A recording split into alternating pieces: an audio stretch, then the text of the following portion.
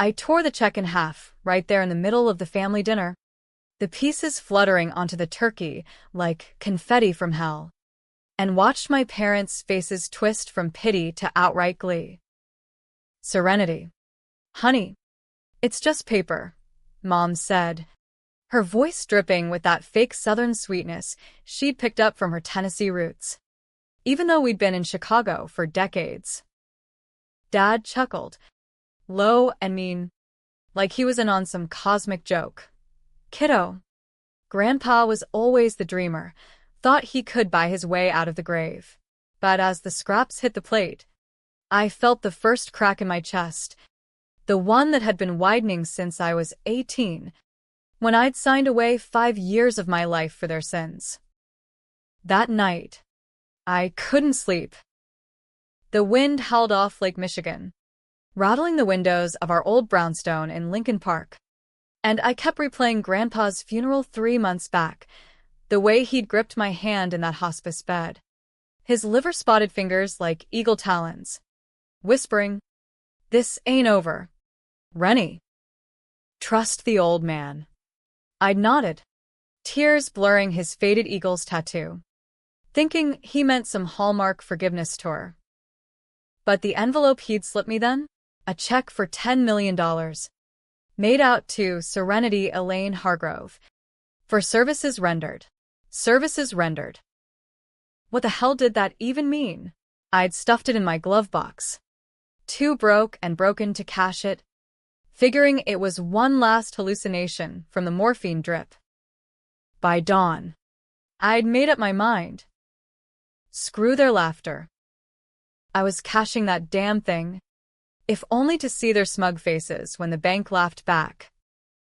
Dressed in my threadbare jeans and the thrift store blazer that smelled like mothballs, I drove my beat-up Civic downtown to the First National branch on Michigan Avenue, the one with the marble floors and the security guards who eyed you like you might bolt with the pens. The teller, a bored woman named Carla with a name tag crooked as her eyeliner, scanned the check under her little light, her eyebrows crawling up her forehead like caterpillars on caffeine. "Ma'am, this." "This looks irregular," she said, voice dropping to that whisper banks reserve for bomb threats. Irregular. That's code for fake as a $3 bill. I leaned in, heart pounding like a bass drum in a blues club. Just run it. It's from my grandfather, Edward Hargrove. He was loaded, or so the stories go. Carla tapped away at her terminal, the seconds stretching like taffy, and I swear I could hear the hum of the AC unit plotting against me. Then her eyes widened, and she hit a button that lit up the manager's fishbowl office like a Christmas tree.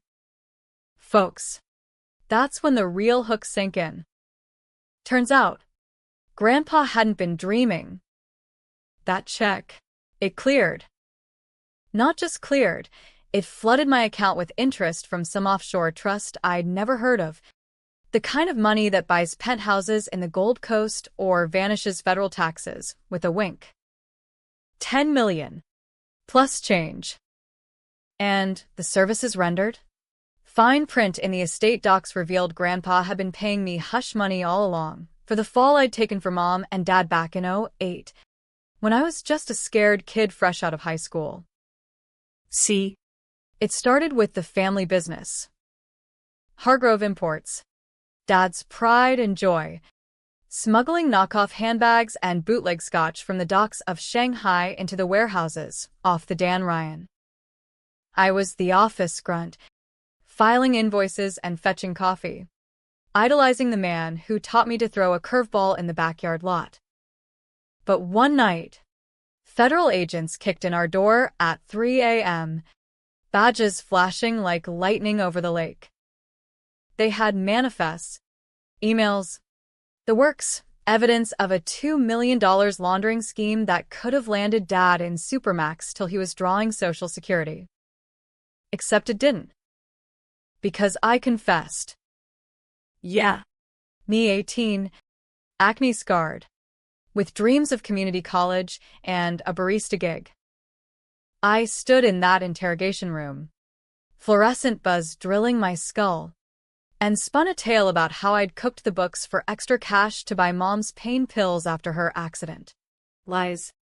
All of it, fed to me by Dad through a jailhouse phone. His voice steady as steel. Rennie, you're the only one they won't touch. Kids get slaps on the wrist. Mom sobbed in the background, playing the victim card she'd perfected. So, I signed the plea. Did 24 months in Logan Correctional, emerging with a felony rap that killed every job interview stone dead. Grandpa knew. The old bastard had been estranged since the divorce. Holed up in his Wisconsin cabin with a fridge full of old style and grudges deeper than Lake Superior. He'd wired me cash through the bars. Anonymous envelopes with notes like, chin up, kid, devils come in silk ties. But he'd never spilled the beans. Not till that check. Now. Staring at Carla's screen as digits piled up like autumn leaves, I realized this wasn't a gift. It was a grenade. Pin pulled, rolling under the family table. I didn't call them right away. First, I hit the ATM outside, withdrew a stack of hundreds just to feel the weight. The greenbacks crisp as fresh betrayal. Then I drove to the old warehouse district, the one where Dad's crew used to unload crates under cover of fog. Parked there, engine idling. I scrolled through my phone, voicemails from collection agencies, texts from so-called friends who'd ghosted post-prison. And one from Uncle Vic, Dad's brother, the weasel who'd testified against the cartel to shave his own sentence. Heard about the old man's windfall. Watch your back. Niece. Family eats its young. By evening, I'd lawyered up. Not some public defender this time, a shark named Lena Vasquez from the Loop, the kind who bill $800 an hour and once gutted a corrupt alderman in court. Over greasy diner eggs at Lou Mitchell's. I slid her the estate papers. I want it all, I said, voice steady for the first time in years. The money, the truth, the goddamn apology tour. Lena's eyes gleamed like a cat's in the neon glow. Serenity. This is dynamite. Your parents? They're ghosts in the system, pardoned on a technicality you gifted them. But that check, it's leverage. We sue for fraud, emotional distress, the works. They fight. It goes public. Their little import empire crumbles. I nodded. But inside, the hook twisted deeper. Revenge wasn't clean. It was a South Side alley fight, messy, bloody knuckles, and no referee. That night, back in my shoebox apartment above the L tracks, I dreamed of the feds again. But this time I was the one kicking doors, badgeless, with Dad's face under my boot. Woke up sweating, the L train rumbling like Judgment Day. By morning, I drafted the email. Dinner at the house. 7 p.m. We need to talk about Grandpa's check. Hit send before the coffee cooled. They showed up early. Of course, Mom in her pearls and cardigan. Dad in his polo that screamed country club casual, both reeking of Chanel and cologne to mask the fear. The brownstone hadn't changed. Faded wallpaper from the 70s. Photos of me in pigtails on the mantel. Like we'd all been one big Norman Rockwell lie. Rennie, what's this about? Dad asked, settling into his lazy boy, remote in hand like a scepter. Mom fussed with the table, laying out cold cuts nobody wanted. I waited till the clock struck 7, then dropped the bomb. The check cleared. 10 million. And the fine print? It says I'm owed for services rendered, the kind that kept you 2 out of stripes. Their faces, oh. God. The faces. Mom's hand flew to her throat, pearls clicking like dice. Dad leaned forward, eyes narrowing to slits. What the hell are you on about? Girl, that old coot was senile. Probably forged it to spite us. Spite you? I laughed, bitter as black coffee. For what? Marrying his daughter to a crook? Or for the affair with his secretary that blew the divorce wide open? Grandpa's letters had spilled that too. Yellowed pages tucked in the envelope. Mom gasped, theatrical as a soap opera diva. Edward was a drunk. Lies. All lies. But Dad? He went still. Calculating. The way he did haggling with suppliers over dim sum in Chinatown. We ate in silence after that, forks scraping plates like nails on chalkboard.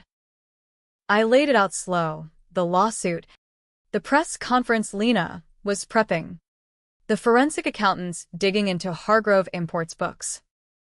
You let me rot, I said, voice cracking just once. For your empire. Your freedom. Now it's my turn. Dad slammed his fist. Not hard, but enough to rattle the crystal, Mom's one indulgence. You think you're the victim here? We built this life for you. College funds. That car you crashed. With money from ghost shipments, I shot back. Blood money. And the car? Repossessed while I was inside. The argument spiraled, accusations flying like confetti at a funeral.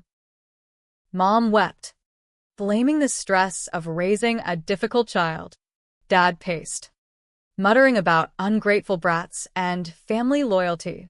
By dessert, stale pie nobody touched, I'd had enough. Tomorrow, I said, standing. The bank. We're depositing it official. Watch. They laughed then. That same hollow chuckle from the funeral spread. Run along. Rennie, Dad said, waving me off. Play pretend. But blood's thicker than ink. I left them there, door slamming like a gavel, the Chicago night swallowing me whole. But as I hit the expressway, phone buzzing with Lena's confirmation, papers filed at dawn, I felt the first thrill of the hunt. Revenge wasn't sweet. It was a slow burn, charring everything in its path. The next morning hit like a hangover from cheap whiskey, head throbbing, mouth dry, the skyline mocking me through my blinds. I showered cold, the water needling my skin like accusations, and suited up in the one decent outfit I'd kept from my pre-prison life, black sheath dress, heels that pinched like regret. Lena picked me up in her sleek Audi, all leather seats and that new car smell that screamed, I've arrived.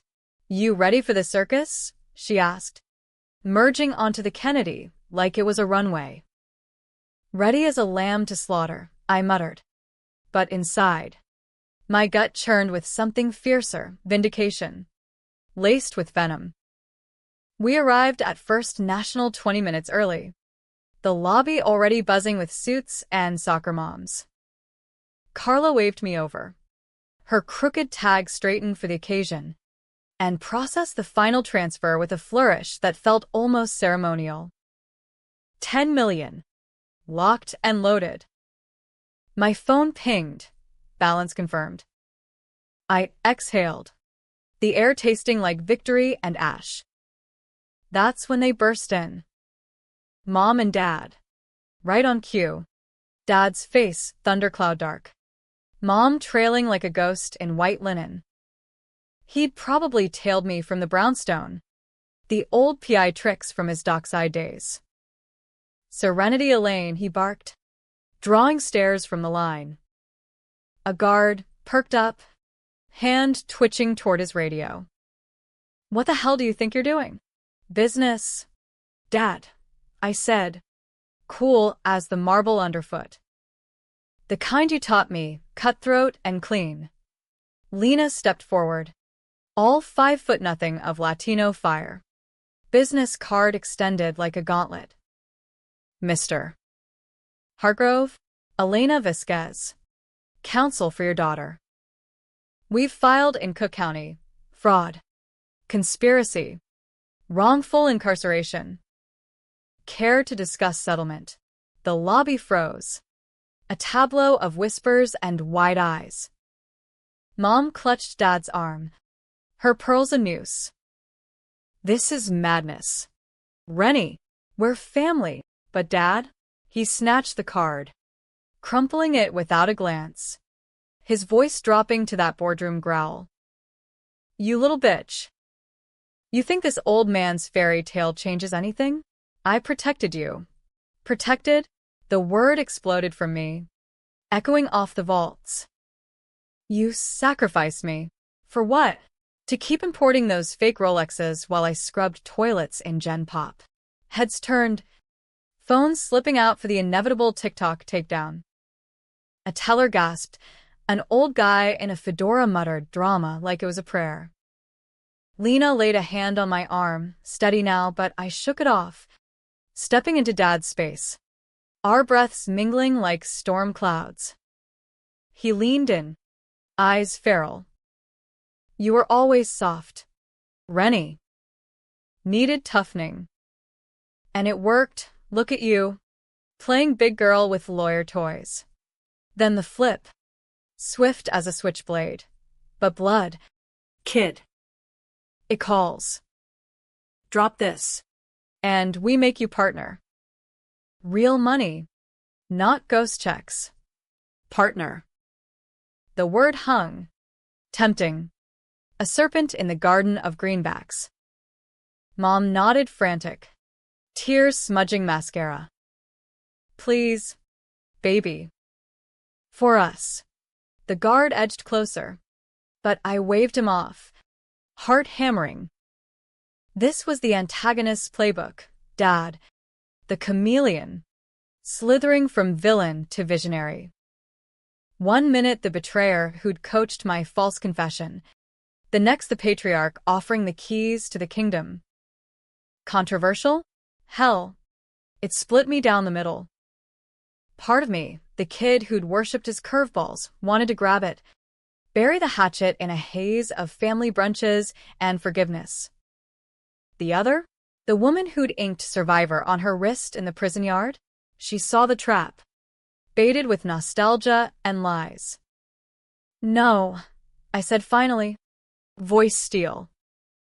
We're doing this the hard way. Lena nodded approval. But as we turned for the exit, Dad's hand shot out, not violent, but firm on my elbow. Wait.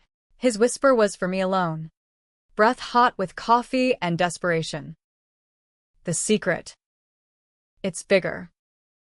Grandpa didn't just pay you off. He framed us, all of it. The manifests? His doing. To settle scores from the war. War? Grandpa's Korea stories. The ones he'd slur over beers? Suddenly, the check felt heavier. A Pandora's box of generational grudges. I yanked free, but the seed was planted. Outside. Under the magnificent Miles shadow. Lena lit a cigarette, her one vice, and exhaled smoke like dragon breath. Classic deflection. But if there's truth there. She trailed off, eyes sharp. We dig deeper. Subpoena the estate files. I nodded, but doubt gnawed. What if Dad was right? What if Grandpa, the hero in my head, was the real puppeteer, stringing me up to dangle his own revenge? The afternoon blurred into depositions and calls. Lena's office. A glass eyrie overlooking the river, hummed with paralegals and printers spitting legalese. I pored over the files. Grandpa's will, notarized in Milwaukee. Clauses buried like landmines. Beneficiary absolved of all prior obligations, it read. Vague as fog. But cross-reference with FBI logs Lena pulled, blurry photos of Grandpa at the docks. Years back. Handing off envelopes to feds. Informant? The word slithered in my brain, twisting the narrative. By dusk, I was back at the brownstone, uninvited. But hell, it was half mine now. Mom answered the door, eyes puffy, a glass of Chardonnay trembling in her fist. Rennie, don't, but I pushed past, straight to Dad's study. The sanctum sanctorum of oak desk and locked drawers. He was there, shredder whirring like a chainsaw, papers feeding in frantic. Stop. I lunged, yanking the plug. Documents snowed the floor, manifests, emails, a yellowed photo of Grandpa in fatigues, arm around a younger dad, both grinning like wolves. You knew, I whispered. Piecing it. All along. Dad sank into his chair, deflated balloon of a man. He ratted us out. Rennie. After the divorce, he went nuclear, fed tips to the bureau to bury me. Your mom. She took the heat for his leaks. Lost the house. So when the bust came, I flipped it. Made you the patsy to shield her. Family. See? Protecting what's left. Mom hovered in the doorway, wine sloshing. He was poison. Your grandpa. Always scheming. The room spun. Alliances crumbling like stale pie crust. Grandpa. The avenger in my story. Now, the betrayer? Dad. The monster. Recast as flawed guardian? I gathered the shreds, stuffing them in my purse. This goes to Lena. All of it. But as I stormed out, Dad's voice trailed. Check the postscript. Kid. You'll see. Night fell hard. The city lights blurring through rain-streaked windows as I drove to my apartment. Curled on the futon with a bottle of Malort, the bitter Chicago cure-all, I unfolded the will's addendum, hidden in the envelope's lining. Grandpa's scrawl. Rennie, if you're reading this, forgive the game. I started the fire to burn the rot, your folks' greed. But you, my spark. Use the money to rebuild. Or raise it all. Choice is yours. Love. The old devil. Tears hit the page. Smudging ink. Choice. The word echoed. A cliffhanger in my chest. Raise or rebuild. The tension coiled tighter. A noose of what-ifs. Tomorrow's court date loomed. But sleep came fitful. Dreams of docks and daggers. Family fracturing under the weight of one fake check that wasn't fake at all. Court day dawned gray. The kind of Chicago December that seeps into your bones like bad news. I met Lena at the Daily Center, her heels clicking justice on the granite steps. My stomach a knot of nerves and nausea. We've got them, she murmured, handing me a latte extra shot. Because why not caffeinate the apocalypse? Inside. The courtroom smelled of polished wood and desperation. Fluorescent hum underscoring the bailiff's drone. Mom and Dad sat ramrod in the gallery. Dad's jaw set like concrete. Mom's eyes red-rimmed but defiant. Flanked by their own counsel, a slick Fox News type named Harlan Crow. The judge. A no-nonsense black woman named Rivera with a gavel that cracked like thunder. Called order. Lena rose. All fire and footnotes. Laying out the case. My false confession. Coerced under duress. The parents' orchestration. Proven by the shredded docs I'd salvaged. Grandpa's check as restitution for a lifetime of shadows. Your Honor. MS. Hargrove seeks not just damages, but vindication for a youth stolen. A future felled by familial fraud. Crow countered smooth, painting me as the unstable ex-con. Grandpa the vengeful ghost. Dad the beleaguered provider. This is a family spat. dressed in legalese. No crime here, just regret. And a windfall misused. The gallery murmured, splitting like a fault line, some nodding at the family-first gospel, others whispering, throw the book at the betrayal. Me? I sat stone. But inside, the controversy raged. Was I hero or harpy? Avenger or opportunist chasing daddy issues with dollar signs? Testimony dragged, me on the stand first. Voice steady as I recounted the interrogation. The prison isolation. The jobs that evaporated like morning mist. They chose themselves, I said, eyes locking Dad's. I was collateral. He shifted, uncomfortable. But when his turn came, Oh. the flip. Crow prompted soft, Mr. Hargrove, your daughter's claims any truth. Dad cleared his throat, the room leaning in. Truth? Partial. I panicked.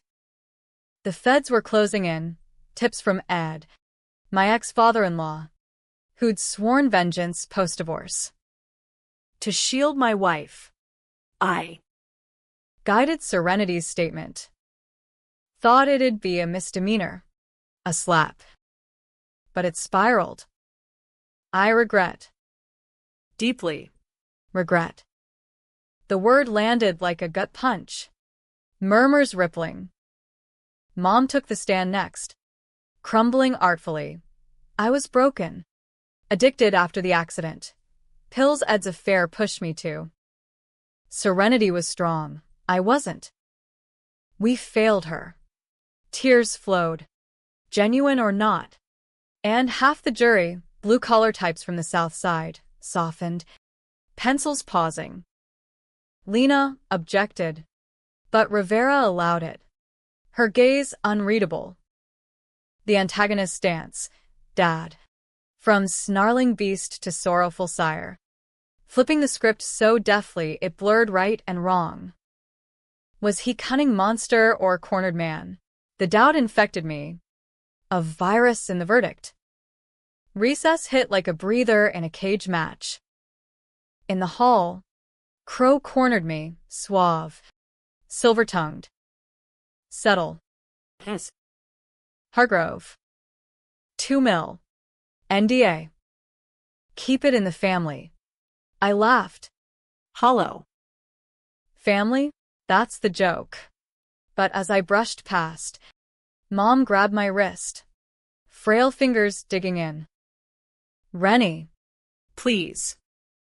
The business is crumbling, creditors circling since the filing. Your father's heart. The twist knife. Dad's bypass last year. The one I'd visited him post-op. Smuggling contraband smokes. Back in session. Lena called her closer, a forensic accountant. Droning spreadsheets that exposed Hargrove imports rot, laundered funds funneled to offshore shells. All tracing to Dad's signature. The jury hardened, but then Crow dropped the bomb. Grandpa's FBI file. Declassified snippets showing him not just informing, but fabricating evidence against his own kin. A post-war grudge from Dad stealing Mom. Edward Hargrove, Crow intoned, was no saint. He lit the match and paid your client to fan the flames. Chaos. Objections flew. Rivera banged for order. My world tilted, Grandpa. My North Star. Recast as arsonist. The check, bribe money from his informant payoffs. Laundered back to me as absolution. Dad caught my eye across the aisle. A ghost of a nod. See? We're all monsters here. The bailiff called 5. But the damage was done. In the bathroom mirror, I stared at my reflection, hollow cheeks, eyes like storm clouds. Who was I avenging? The girl in the cell? Or the grudge I'd inherited like a bad gene? Final argument sealed it. Lena thundered justice. Crow crooned mercy. Rivera recessed for deliberation. the clock ticking like a bomb. Hours later, for eternities, she returned, face carved from granite. On the charge of wrongful incarceration, we find Partial liability. damages awarded, 5 million, plus restitution. But conspiracy? Insufficient evidence. Case dismissed. Partial. The word hung. A half-win, half-slap. The gallery erupted, supporters clapping, Detractors hissing. Dad stood. Mouth agape. Mom sobbed relief. Lena hugged me fierce. It's a start. Appeals. Counters, we fight. But as we filed out, Dad approached, Tentative. hands open. Rennie. Serenity. Truce. The flip again, enemy to elder. Offering olive branch slick with olive oil. I paused. The check's weight phantom in my purse. 5 mil, enough to start over. Buy a bookstore in Wicker Park. Pen my manifestos. Or pour it into Hargrove. Save the empire. Chain myself to the rot. The twist hit then. Grandpa's postscript burning. Choice. Controversial to the core, no heroes, just humans hacking through the underbrush of betrayal. I could raise it, walk away a millionaire orphan. Or rebuild, forgiving the unforgivable, debating my sanity over Thanksgiving turkey. In the end, I chose the gray. Shook Dad's hand cold, calloused from crates long unloaded, and whispered, Truce. but the books get clean. Or I burn it down. His nod was wary. Mom's embrace tentative. We left together, a fractured trio under the daily spires. The city indifferent as ever. Was it happy? Tragic? Folks would argue. Over beers at the corner tap. Or water cooler whispers. Me. I drove home alone. The L rattling overhead. Feeling the first fragile thaw. Revenge wasn't the end. It was the intermission. And in America's endless drama, that's the real surprise.